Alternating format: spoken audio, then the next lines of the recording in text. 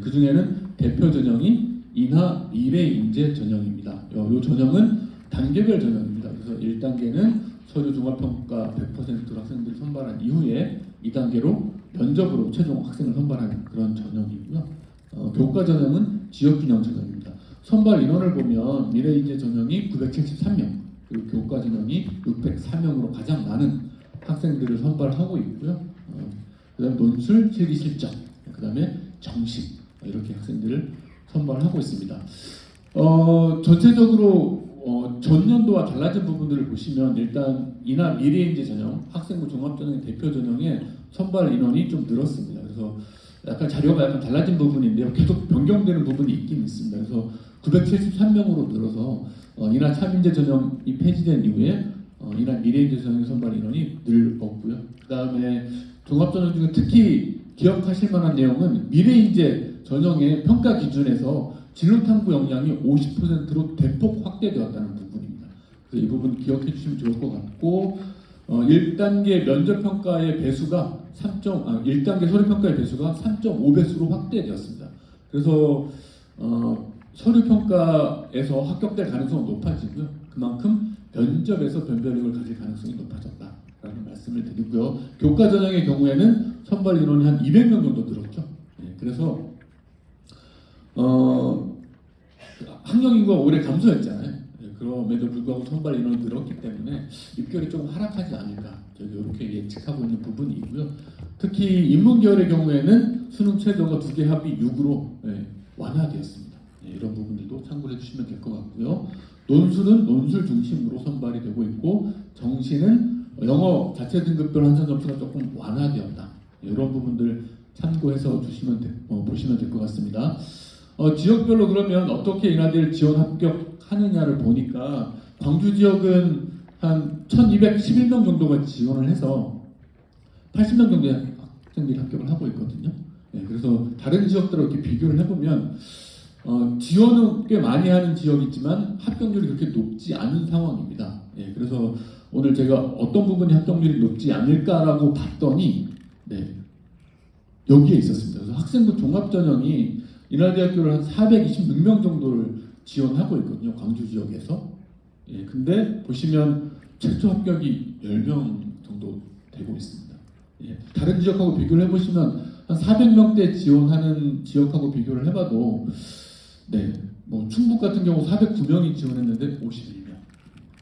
그러면 아무래도 광주 지역이 학생부 종합전형에서 많이 어려움을 겪고 있다라고 판단이 되어지고요. 그래서 제가 오늘 말씀드릴 부분은 시간이 많이 없긴 하지만 학생부 종합전형 위주로 핵심 포인트를 말씀드려보도록 하겠습니다.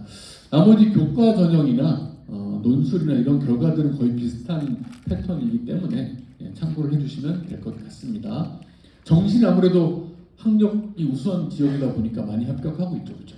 그래서 학생부 종합전형이 많이 아쉽다라는 말씀을 드리고요.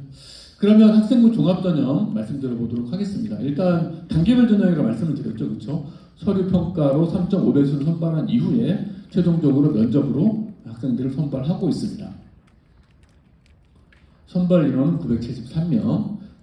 올해 3가지 평가 기준으로 저희가 평가 기준을 변경했는데요. 그 중에서 가장 핵심적인 요소가 진로 탐구 역량입니다. 50%나 평가를 하게 되니까요. 그러면 진로 탐구 역량은 2가지입니다. 진로에 대한 관심과 탐구 역량. 그래서 이 부분들을 어떻게 평가하는지가 중요하겠죠, 그렇죠? 일단 진로 탐구 역량은 교과학습 발달 상황 중에서는 진로 선택 과목을 보게 됩니다. 그리고 진로 선택 과목과 연관된 세트, 그리고 동아리, 자율 진로 활동을 통해서 평가를 하게 되는 부분이 있고요. 그 중에서 진로 선택 과목을 어떤 과목을 선택했느냐가 굉장히 중요한 요소입니다. 그래서 보시면 학생들이 생명공학과와 생명과학과를 지원했다고 할 때 지원하는 패턴과 합격하는 패턴의 선택 과목의 차이가 있습니다. 예를 들면 생명공학과는 물리학이 선택 순서거든요. 교과 3에 물리학이 들어가 있습니다. 그렇지만 생명과학은 없죠, 그렇죠? 그리고 화학공학과에도 물리학이 2번째로 들어가 있습니다. 근데 화학과에는 없죠.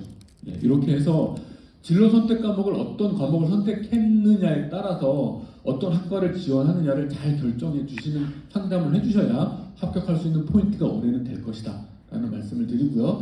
의예과 궁금하시다고 해서 의예과를 가지고 왔는데, 의예과는 어떤 패턴이 있기보다는 고르게 기초적인 학업을 잘하는 학생이 합격할 가능성이 높습니다. 예, 그렇게 보시면 될 것 같고요. 이렇게 진로 선택 과목을 잘 선택한 이후에 동아리, 자율, 진로 활동과 잘 연계된 활동을 했을 때 좋은 평가를 받을 수 있는 부분이 된다라는 말씀을 드리겠습니다.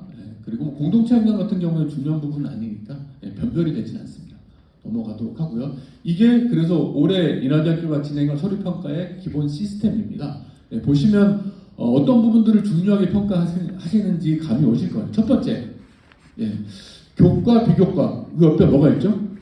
교육과정 편성표. 이것을 통해서 진로 선택 과목을 이 학생이 어떻게 선택했는지와 관련된 부분들을 참고하게 되는 것이고요. 그 다음에 학기별 교과 성적 및 등급 추이를 저희는 중요하게 생각합니다. 그래서 그래프를 통해서 확인을 하게 되고요. 그 다음에 아래 보시면 전 과목, 주요 과목, 핵심 과목, 핵심 과목이라는 부분이 있습니다. 이 부분이 전공 유사 과목으로서 아까 말씀드린 대로 생명공학과라면 생명과학과 물리 이런 과목이 되겠죠, 그렇죠? 그래서 이런 과목들을 어떻게 이수했는지를 중점적으로 살핀다. 그렇게 말씀을 드리고요. 마지막으로 키워드 기능이 있습니다. 의예과 특히 지원한 학생들의 경우에는 이 키워드 기능을 통해서 규칙 준수라든가 이런 부분들을 키워드로 해서 학생들이 규칙 준수에 대한 기본적인 마인드가 있다라고 하면 좋은 평가를 받을 것이고요. 그 다음에 개성, 독창, 창의 이런 키워드들을 통해서 이 학생이 무언가 기본적인 그룹에서 개성이 많은 학생이다 이런 마인드의 기록이 있다면 그 부분은 유심히 살펴볼 수도 있습니다. 왜냐하면 의예과는 도제적인 시스템을 가지고 운영을 하고 있잖아요. 그래서 이런 키워드 기능이 있기 때문에 이런 키워드 기능을 통해서 평가에 참고를 하고 있다라는 부분도 참고를 해주시면 좋을 것 같습니다. 그 다음 면접은 세 가지 평가 기준이 있는데요. 올해 특히 변경된 부분은 이 부분입니다. 무슨 부분이냐면 세부능력 및 특기 사항에 나와 있는 내용 중에서 기본 개념을 질문합니다. 그래서 과거에는 답이 없는 질문을 했다면 이제는 답이 있는 질문을 통해서 변별을 확보하려고 하는 부분들이 있습니다. 그래서 이런 부분들 면접 지도하실 때 참고해 주시면 좋을 것 같고요.